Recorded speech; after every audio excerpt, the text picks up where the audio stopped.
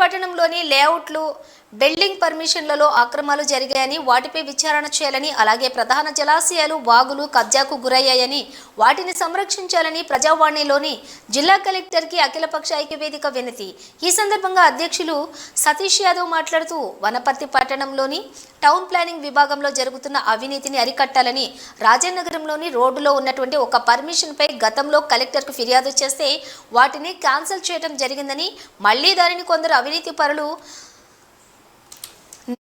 013291/BP DTCP 3067/0036/2023 నెంబర్పై తక్కువకు permission ఇవ్వడానికి ప్రయత్నం చేస్తున్నారు.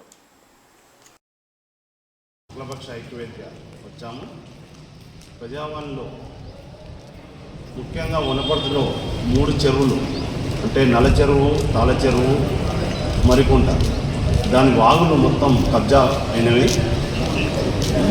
తాళ చెరువు వచ్చేసి 33 మీటర్లు అంటే 9 ఫీట్ల వరకు దాన్ని పెడుతుంది. కొద్ది దగ్గర 12 ఫీట్లే ఉంది. ఇరిగేషన్ ఈ గారు 30 ఫీట్లని వారికి సరిపడిస్తే కొందరు కంపౌండ్ కట్టారు. ఆ అక్రమాలన్నీ కూలగొట్టాలని చెప్తున్నాను. ఎక్కడో హైడ్రాని కట్టిన బిల్డింగ్లు అవి కాకుండా ఇక్కడ ఉన్న మొత్తం అక్రమమైన ఈ వాగులను ఫస్ట్ రిపేర్ చేయాలని కోరుతున్నాం.